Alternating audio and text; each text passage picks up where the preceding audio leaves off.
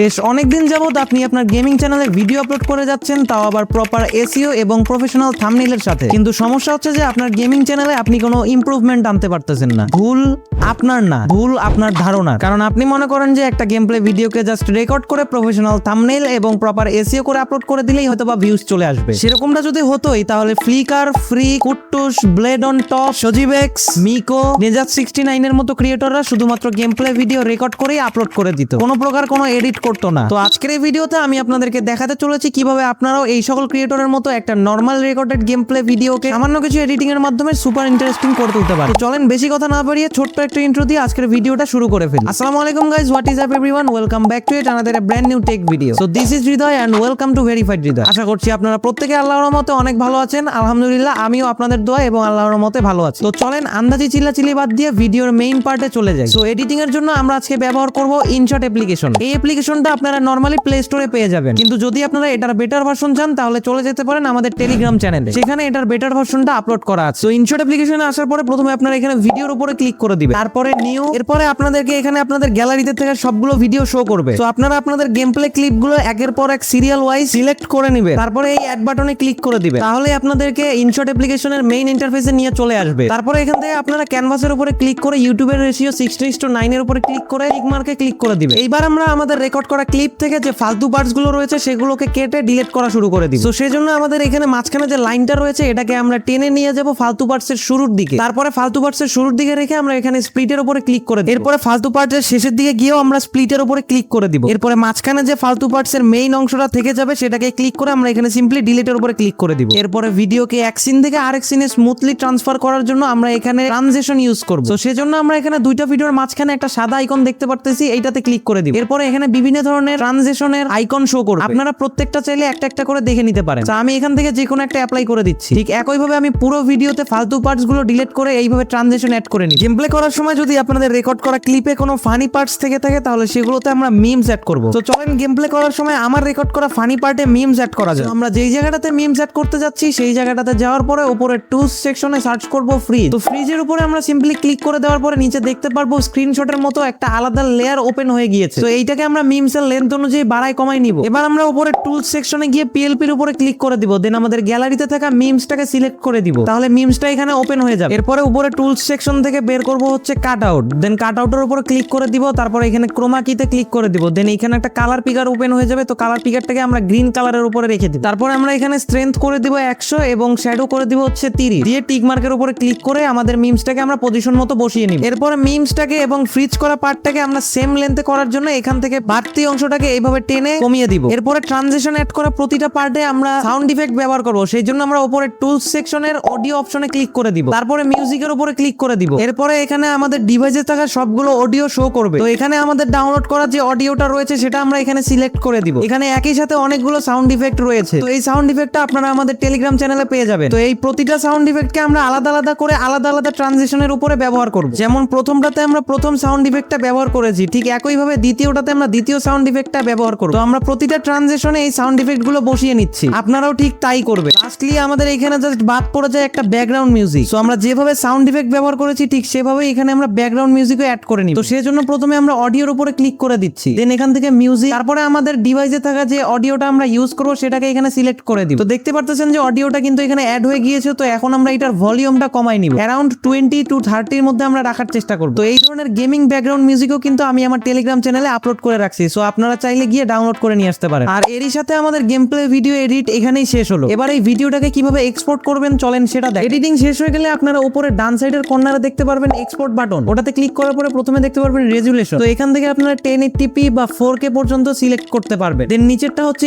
FPS। তো FPS আমরা maximum 60 FPS এই রেখে দিব। তারপরে ফরম্যাট হচ্ছে MP4 দিয়ে এক্সপোর্টে ক্লিক করলেই হয়ে যাবে। সো গেমিং ভিডিও কিভাবে এডিট করতে হয় সেটা তো শিখেই গেলেন। এবার যদি চান গেমিং চ্যানেল কিভাবে গ্রো করতে হয় সেটা শিখতে, তাহলে অবশ্যই কমেন্ট করে জানাবেন। ভিডিও ভালো লাগলে লাইক, চ্যানেলে নতুন হয়ে থাকলে সাবস্ক্রাইব এবং টেলিগ্রাম চ্যানেলে জয়েন না হয়ে থাকলে এখনই জয়েন করে ফেলেন, কারণ সেখানে আমরা প্রতিনিয়তই অনেক মূল্যবান রিসোর্সেস শেয়ার করে থাকি। আর নেক্সট ভিডিও আসার আগ পর্যন্ত আপনারা এই ভিডিওগুলো এনজয় করতে পারেন। আজকের মতো এখানেই, আল্লাহ হাফেজ, আসসালামু আলাইকুম।